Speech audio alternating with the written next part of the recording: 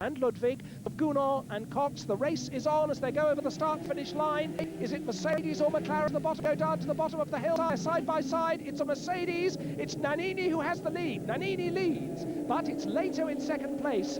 Then the other two Mercedes following on. I think that is the Ludwig car that is third. It's Schneider who is fourth. Then come a further phalanx of McLarens, and they're going back up the hill once more. Look at Leto trying to get alongside the Mercedes as they're going to the right-hander at the top of the hill. He can't, and it's Nannini who leads through the twists at the top of the hill, and side by side the Porsche of Boutsen it was, and one of the Gulf McLarens, absolutely wheel to wheel there. We're riding now with the Core Oyser Marcos, and there's been an accident. The yellow flags are waving. Core Oyser almost hits the back of one of the Vipers. There's smoke all over the road. That's one of the Gulf McLarens, and another one. Two of the Gulf McLarens going slowly, and there's been some sort of accident. We didn't see how it started, but certainly two of the Gulf McLarens are involved, and meanwhile Mercedes, McLaren, Mercedes, Mercedes, McLaren, that is the top five, with a Porsche in sixth place. Thierry Boutsen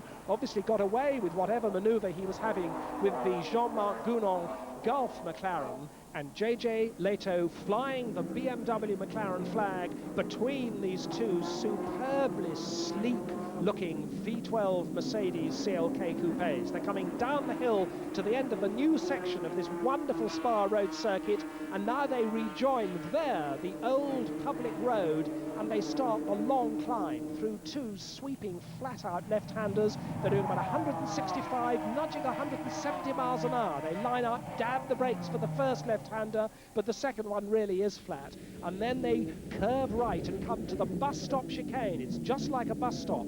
Left, right, right and left again. Still Nannini the leader for Mercedes. Leto second for McLaren. Ludwig and Schneider third and fourth for Mercedes. Cox fifth for McLaren. Then it's the two Porsches, Boutsen and Dalmas, sixth and seventh. And I don't see any of the Gulf McLarens. All three of them have failed to come round. We saw two of them involved in that accident at the top of the hill, halfway round that first lap.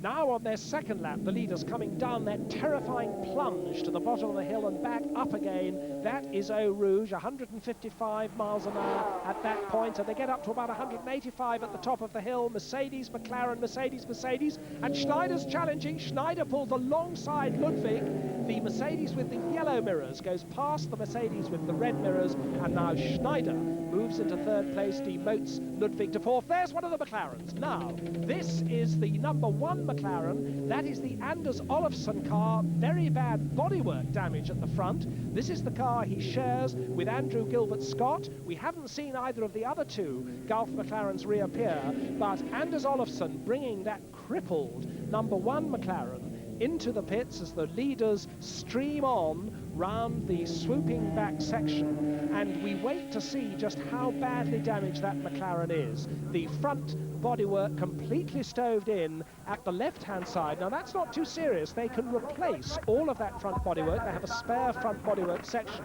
But what matters is what is the situation with those radiators underneath. I can see some steam coming out, and I think that there is some bad damage at the front of that car. I would guess that that is not going to be something that can be easily mended to get that car back into the race. You can see the radiator underneath, and it looks pretty badly bent to me. The headlights, of course, also damaged, and the Gulf, yeah, that radiator has had it completely greased down the middle, and the Gulf team standing around discussing what on earth has happened to their challenge on the first lap. Can't really describe it. You know, all three cars going out within on the first lap. The whole team, everybody, you know, the effort that everybody puts in, and all the sponsors and everybody, it's just a massive disappointment. Yeah. This is how we saw it from the Marcos. We understand that Jean-Marc Gounod's Gulf McLaren went off, came back onto the track and took out the other two Gulf McLarens of John Nielsen and Anders Olofsson. You wouldn't believe it, sitting there in the car, that he would bounce back and you could not avoid driving into him, because we took any caution to avoid him, and we couldn't just do it. And there's Marc Gounod back at the pits explaining to team boss Michael Caine how it all happened. Michael Caine looking, I think, a little bit cynical. All three of his cars out halfway round the first lap.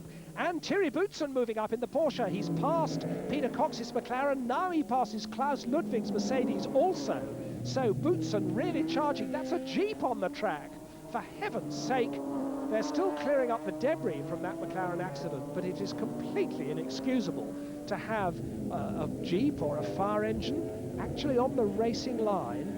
And why there wasn't an accident then of horrendous proportions. Let's see it again. Look at that leading Mercedes of Nannini having to drive round, as does JJ Lehto, drive round that Jeep right in the middle of the corner. Now we're riding with Bernd Schneider. He's come up to third place. He's now on JJ Lehto's tail as they go down the hill into the La Source hairpin, and through he goes.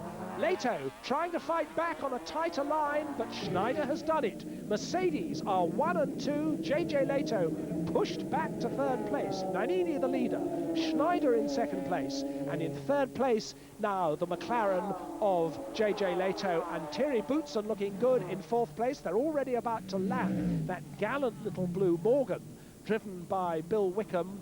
Flames underneath the Mercedes as Nannini changes down through the gears, and look at that, he's got his wiper on. There's no rain down here at the start-finish line. You can see spots of rain on the camera lens. This is typical Spa. You can have it raining on one side of the circuit, bone dry on another, constantly changing road surface, and on this magnificently challenging road circuit, that is part of the challenge of Spa. The weather is so changeable. Now we're riding with Richard Dean in the GT2 Viper, entered by Hugh Chamberlain. He's got a McLaren GT1 car in front of him. He's staying with it. He's even having a little go at overtaking it. On the brakes goes the McLaren. That's the last year's car of Bernard Chauvin, the French privateer. And now the Mercedes up at the top of the hill once more. Oh, a twitch from Nannini. Nannini's off! Nannini spins! Nannini goes right through 360 degrees. He throws away his lead. Nannini has spun off on the damp and treacherous surface, and while he was doing so, Bernd Schneider had to come off the power to avoid hitting his teammate, and we've got a McLaren back in the lead. JJ Lehto leading now, and JJ Lehto with Schneider on his tail comes up to lap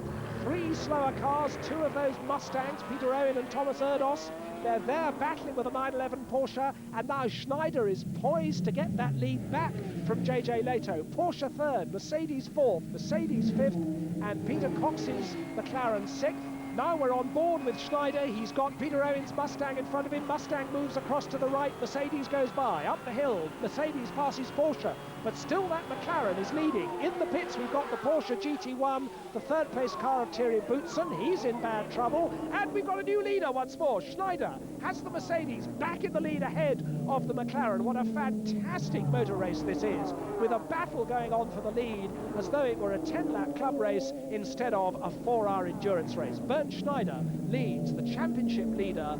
JJ Lehto in second place. Once more, there is one of the slower GT2 Porsches to lap. It gets out of the way. The Mercedes goes by. The McLaren isn't by it yet. Now the McLaren goes by as they come down towards that tight right-hander. And that is the other GT1 Porsche. That's Yannick Dalmas's car. And that's smoking and steaming a bit, but he's getting back into the race again. Now here are our 2 GT2 class leaders. The American Vipers with their big V10 engines, with Philippe Gache in second place now, because it's Marc Duez, the Belgian Spa specialist, who's sharing his car today with Justin Bell, leading Philippe Gache. And that he's just on the tail of that French McLaren once more. Duez pulls out to go, but oh dear, the McLaren chopping across him as they come through the sweeps, coming back down the hill. The McLaren, which should be a lot faster than the GT2 Viper, is now passed by Duez, and Philippe Gache lines up to go past the McLaren also. Now that's the GT2 third-placed car, the bright yellow Marcos of Cor Oyser, with the leader going by, and in the pits we can see a very blistered tyre off a Paynos and a very hot and sweaty Andy Wallace explaining to Perry McCarthy what it's like out there. And that's Ralf Schumacher. It's really raining here. A lot of the cars coming in for fresh tyres. There's the leading Mercedes. Now, Schneider in. Alex Wurz opens the door for him. Schneider rolls out. That's the wet weather tyre ready to go on that car. We've now got the Klaus Ludwig third place Mercedes coming in. Ralf Schumacher's ready for that, but let's hear from leader Bernd Schneider. man. I'm really happy to be back at the pit and give the car to Alexander. Now we put the rain tires on. I think it's only a shower. I think after an hour we'll be dry again. At that time we were lucky because it was a planned pit stop. Well, it's very busy in the pit lane because everybody wants to come in and exchange their slick tyres for rain tyres. Here's Peter Cox coming down the pit lane, and look at that Mercedes of Marcel Tiemann come out, and how those cars don't collide, I will never know. Marcel Tiemann in the Mercedes almost collecting Peter Cox, but Peter Cox's teammate JJ Lehto is back in the lead. His pit stop was quicker than the Mercedes, and he's absolutely storming through the rain. He's got stuck at the moment behind Christophe Bouchou's GT1 Porsche, which he's trying to lap. But JJ Lehto in the rain is absolutely mighty. He's lapping quicker than anybody else, and he has... Oh, Bouchou spins! Bouchou spins right in front of the leader and back across in front of him. Oh dear. Steve Soper didn't like the look of that, and nor did I. But JJ Lehto managed to miss the spinning Porsche and retains the lead, and here's a Mercedes in trouble. This is Marcel Tiemann back in the pits.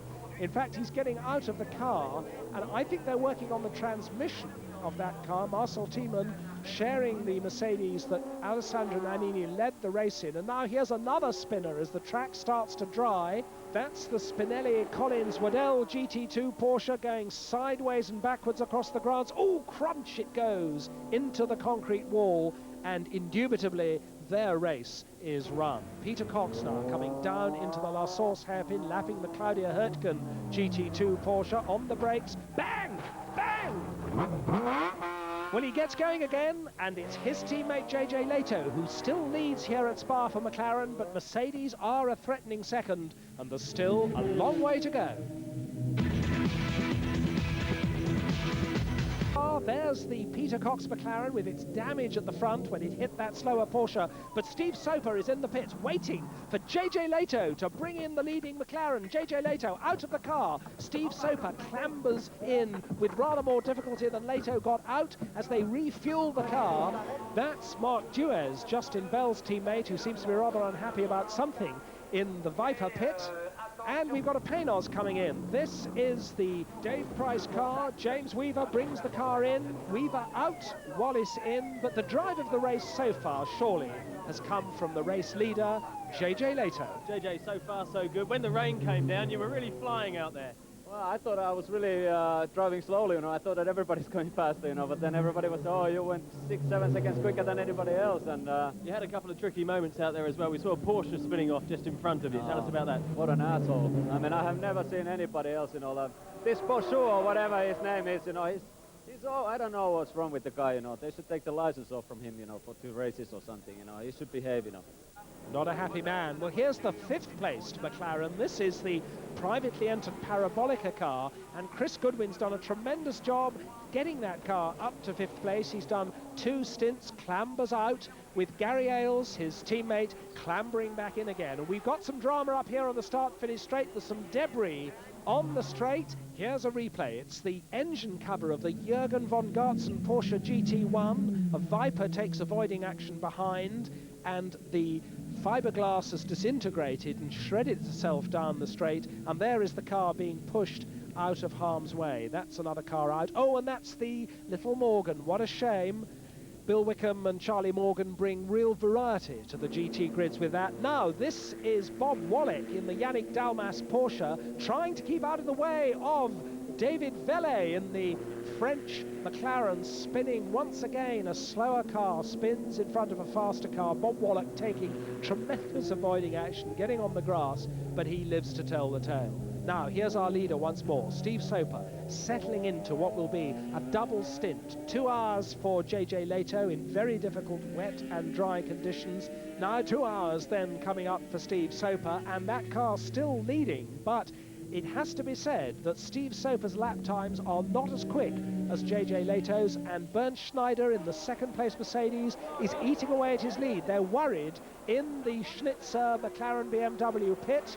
There is a worried JJ Lehto, and I think that means there must be a problem with that car. All is not well, I think, with Soper. His lap times aren't really there. You see Charlie Lamb in the middle of that picture, the team boss, as we ride once more with Bernd Schneider. Schneider coming up to lap the Parabolica McLaren in the second place Mercedes, and Schneider is chopping great lumps out of Steve Soper's lead. Schneider wants a Mercedes victory. They won a fortnight ago at the Nürburgring, and Schneider wants some more championship points, and Schneider is absolutely flying. Steve Soper, apparently some sort of problem with the leading McLaren. We don't know what. We can only see the worried faces, and that is Thierry Boutsen looking up at the sky. Thierry Boutsen, whose Porsche retired earlier, and we hear that he is going to take over the seat in this car. He's going to swap into his teammates' Porsche. Yannick Dalmas and Bob Wallach have driven that car thus far, but Thierry Boutsen, the Belgian, ex-Formula 1 driver, knows his way around Spa in his sleep. Now we're riding once more with Bernd Schneider, and look at these back markers. Schneider working his way through. There's a GT1 Porsche ahead of him, which he goes storming by. Now a GT2 Porsche eats that one up as well. Goes through that long right-hander as they come back down the hill on the new section of the course. Ahead of them, it's the Viper, the Hugh Chamberlain entered Viper, and look how quickly he's closing on that one. On the power, the V12 600 horsepower Mercedes gobbles up the gap between himself and the Viper. On go the brake lights of the Viper through that left-hander. Now there's another left-hander, braking again, and now there's going to be a gap. Now off he goes. So Schneider continuing to close on the leader, and meanwhile in GT2 it's Vipers that are dominating, but this is the Chamberlain Viper getting it all wrong at the bus stop just a lap ago. That's the blue Viper with white stripes, but the white Vipers with blue stripes are first and second in GT2. Beretta and Gash leading, Marc Duez and Justin Bell in second place. But that is the Beretta Gash Viper, and it's going very slowly. There's something horribly wrong with that car. It's lurching. It's lost the class lead. Its teammate has gone by. Oh, and that's the reason. The right rear wheel bounding towards the barriers, and fortunately being retained by the barriers. That Viper has only 3 wheels on its wagon. So the Beretta Gash Viper crawling back to the pits. It's in the pit lane now, lurching and bouncing along, driving on 3 wheels and a brake disc. And whether that car will be capable of anything further when they get a 4th wheel on it, I don't know. That is Thierry Boutsen now getting into the remaining Works GT1 Porsche. Now, can they get a wheel back on that Viper? And more to the point, can they get a nut back on that hub? Because the thread looks none too healthy. There's the wheel going on the back of the Beretta Gash Viper. And they're going to try and get a nut on. They're going to try and get them back into the race. There's Charlie Lamb talking to JJ Leto. What is the problem with the leading car? And it's going to come in. They're going to bring in Steve Soper, and they've got some tools ready. What is the problem with the leader? Still Schneider in second place. Meanwhile, the Viper is about to rejoin. They've got 4 wheels on that wagon, and back goes the Beretta Gash Viper to race on. And now Soper's car in the pits. They're looking at the back as they refuel it. Steve Soper still in the cockpit, but they're trying to do something to the underneath of that car. Whatever it is, that must be what has been slowing Steve Soper. And what's slowing Gunther Bleininger is a left rear puncture, which is doing no good at all to the left rear bodywork as he tries to drive back to the pits with that car. So Steve Soper still leads, but Bernd Schneider, we're riding with him now as he comes up to lap Thierry Boutsen, who's now taken over that GT1 Porsche, riding over the curbs. Schneider is absolutely flying. Schneider is the fastest man on the track. Soper now has a McLaren which seems to be handling better, but still Schneider is nibbling away at that lead as he laps Boutsen going into the La Source hairpin. Soper first, McLaren. Schneider second, Mercedes. Ralf Schumacher third, Mercedes. Roberto Ravaglia fourth, McLaren. And that is the Mercedes that's had the gearbox problem. Alessandro Nannini has been climbing back up through the field, but he's still out of the points. There's Nannini going away to the back of the pits, and Marcel Thiemann takes that car over. Now our leader, Steve Soper, pressing on, still smooth, still steady, not quite as quick as the Mercedes that is whittling away at his lead behind him, but the car now looks as though it's handling as it should. Steve Soper, the leader. Second and third, the 2 Mercedes-Benzes, Schneider and Schumacher, and the other white Schnitzer BMW McLaren. Roberto Ravaglia has just taken over from Peter Cox. There is Ravaglia coming down out of the pit lane, and of course they've replaced the front bodywork of that car after its collision with the Claudia Hurtgen Porsche, but there was also damage to the left side, and that they haven't been able to replace, so this car not handling particularly well. as Ravaglia goes up through that sequential gearbox. He goes up to the top of the hill. He's holding 4th place. He's got the flying Thierry Boutsen behind him, having just taken over that GT1 Porsche. And there you saw a glimpse of the big hole in the bodywork at the side. And there's a Mercedes in trouble. Oh, there's a Mercedes locking up wheels. We see a replay. It's Ralf Schumacher leaving his braking too late for the bus stop. Goes over the curbs, and goes badly over the second curbs, and that's damaged the underneath of that car, I would think.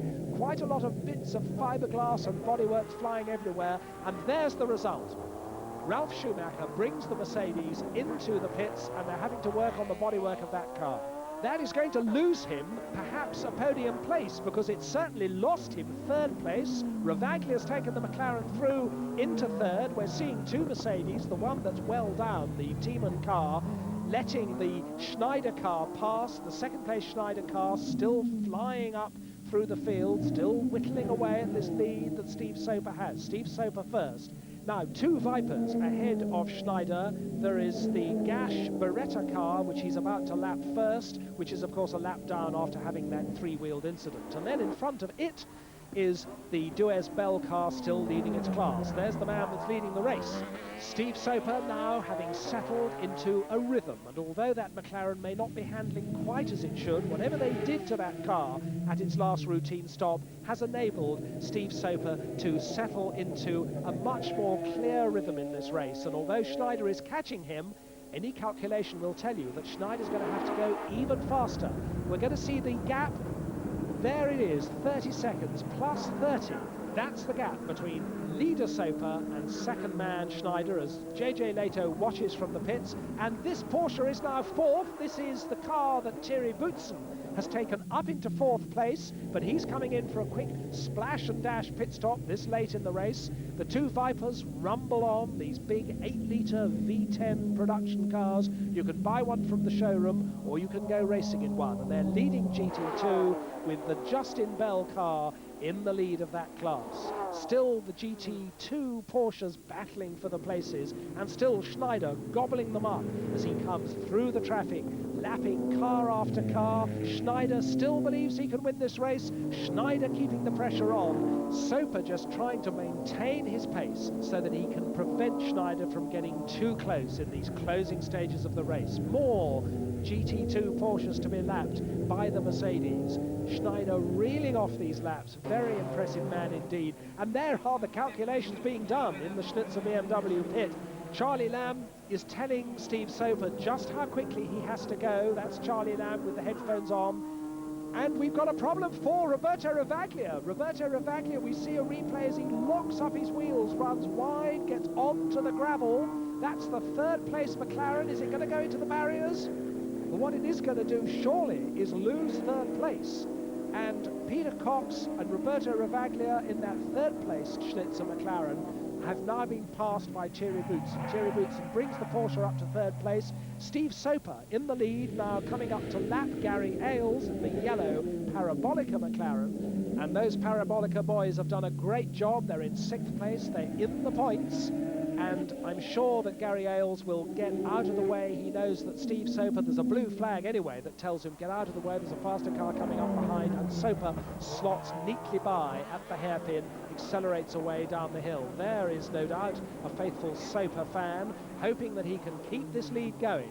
Well, this lead has come down from half a minute to about 16 seconds now as Soper noses into the final lap here at Spa. He's kept that lead just enough, and although Schneider has driven his heart out, we've had the fastest lap from Schneider, but still he leads, does Soper, and off goes the Marcos, the Dutch Marcos of Cor Oyser. Can he keep it going on this final lap? Can he nose it out of the gravel? Well, on this final lap, there is our leader. The McLaren with the red mirrors screams on its way into the final curves that will take it back up the hill of this magnificent Spa circuit and on towards the bus stop for the final time. On the brakes, twitches, left, then right again, and then left again. on past the pits. The checkered flag is the other side of the hairpin, but as he passes the pits for the last time, JJ Leto is waiting for him.